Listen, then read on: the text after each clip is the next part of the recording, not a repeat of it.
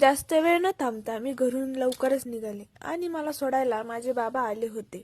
So hello guys, welcome to day 15 of our mini blog. हॉस्टेलवर न उतरता मी उतरणार होते गावात आणि अशा टाइमवर जाऊन पोहोचले जिथं ह्या मुली शॉपिंग करून पेमेंट करून निघाल्या होत्या. तर त्यांच्यासोबतच मी पण निघाले, कारण मैत्रिणीसोबत फिरण्याचा वेगळाच आनंद आज असतो. खूप छान वाटतंय कारण की आम्ही सगळ्यासोबत बाहेर आलेलो आहे. लवकर बाहेर नाही मनाप्रमाणे शॉपिंग झालेली आहे आणि आम्हाला माझी श्रुती पण भेटली. बस आले पण निघायचं काय मला आले नाही, काही शॉपिंग नाही झाली, मी फक्त फिरण्यासाठी आणि सोबत आले.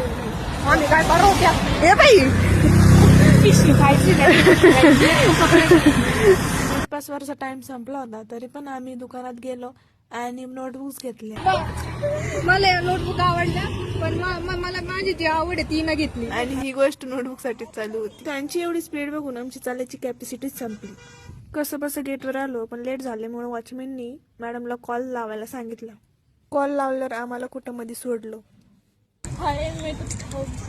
आम्ही गेटच्या आत शिरलेलो आहे. सगून कोणी डिप्रेशन मध्ये जात का? भूक लागली अशा नमुने सांभाळणं जरा अवघडच आहे. नंतर आम्ही हॉस्टेलवर आलो. आल्यावर खूपच पाय दुखले आणि एक झोप घेतल्यावर मूड फ्रेश करण्यासाठी चहा घेतला आणि चहा घेऊन लेक्चर करायला बसलो. तर असा होता आमचा सुट्टीचा दिवस.